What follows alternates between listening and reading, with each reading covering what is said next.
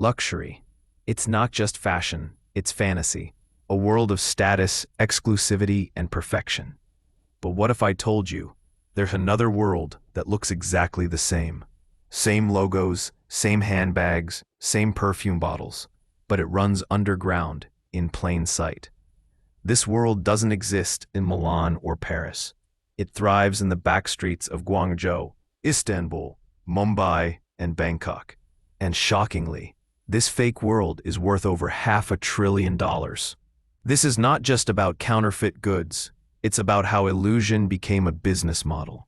How fake luxury brands have learned not just to survive, but to make real profits, sometimes even more than the originals. Luxury is an emotion. It's desire, exclusivity, validation, all packed into one product. When you see someone wearing a Louis Vuitton bag, you don't see leather. You see status. That's exactly what counterfeiters exploit. They know people don't really buy a brand for quality.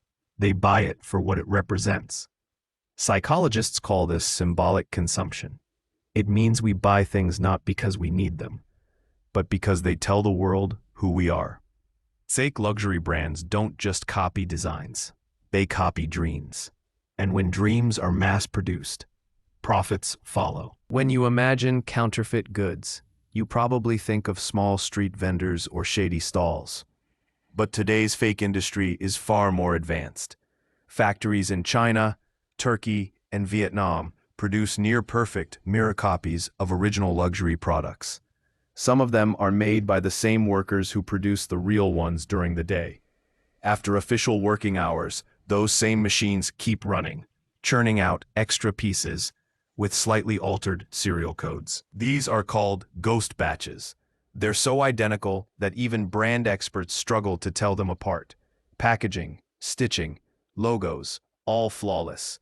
By the time they're shipped, these products look so authentic that they can easily pass through customs under generic product categories, like leather accessories or fashion items. This fake empire runs like a corporation. Raw materials from one country, assembly in another, branding done elsewhere, distribution through encrypted social networks. Telegram, WhatsApp, and even Instagram DMs are the new fake luxury showrooms.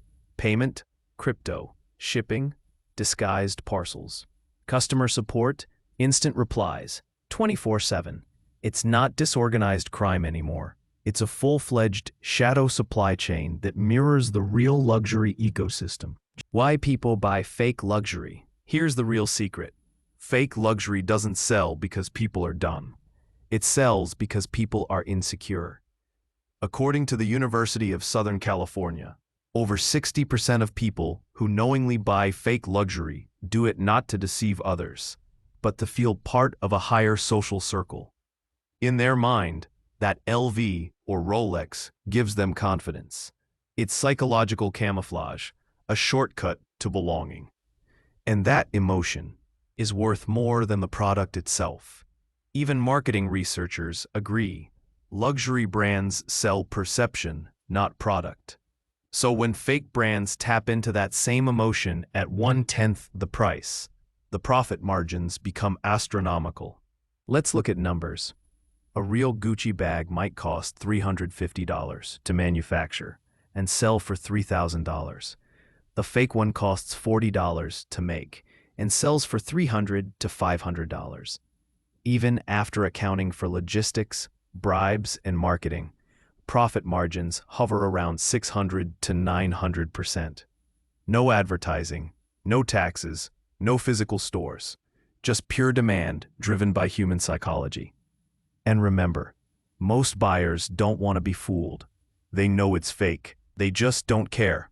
Because in a world ruled by Instagram aesthetics, appearance is reality. Marketing loop. Here's where it gets wild. Fake brands indirectly help real luxury companies.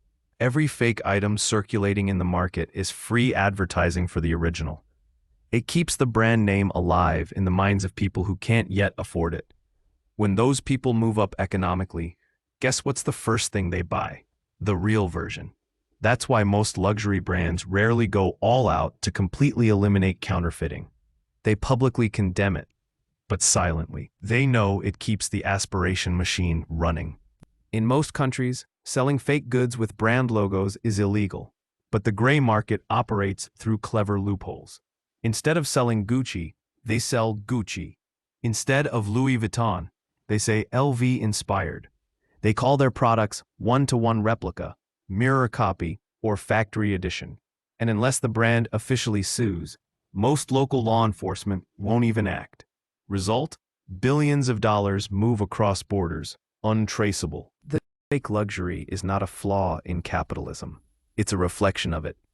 Because the real luxury world also runs on illusion, limited editions, artificial scarcity, influencer hype. Both the real and the fake are selling the same dream. The dream of feeling special. One charges you for it, the other hacks it. And somewhere in between is the truth that nobody wants to admit. We don't buy products anymore. We buy perception. Influencers on Instagram and TikTok are unknowingly fueling the fake market. Many promote dupes or replicas to their millions of followers, calling them budget-friendly alternatives. Behind the scenes, these posts drive massive sales for counterfeit sellers.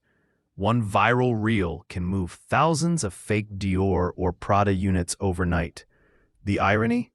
The influencers often wear the real ones, while their followers buy the fake. Amazon, AliExpress, and even Facebook Marketplace have become silent partners in this empire. Sellers hide fake luxury under generic product names, premium tote bag, designer leather pouch. The listing vanishes within 24 hours, only to reappear under a new name. Algorithms can't catch them fast enough. In the digital age, counterfeits don't need shady markets. They just need Wi-Fi. Behind the glamorous fakes lies a darker reality: organized crime.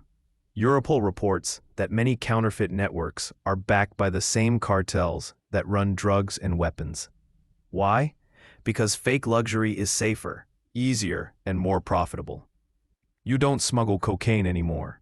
You smuggle handbags. And every fake Gucci or Rolex on the street might have funded money laundering, forced labor, or even terrorism. It's not just a fake bag. It's part of a global black economy worth billions. Who pays for fake luxury? Every fake bag has a hidden price tag, and it's not in dollars. Most counterfeit goods are made in illegal sweatshops by underpaid workers, sometimes even children. No safety, no rights, no rest. They work 14-hour shifts to make a bag that sells for $300 on the streets. The rich buy status, but the poor pay with their lives. That's the cruel irony of fake luxury. It steals glamour from pain. So next time you see a luxury logo, ask yourself, is it real? Does it even matter anymore? Because in the end, what's fake and what's real doesn't depend on a logo. It depends on what you believe. And in a world obsessed with appearances, belief is the most profitable currency of all.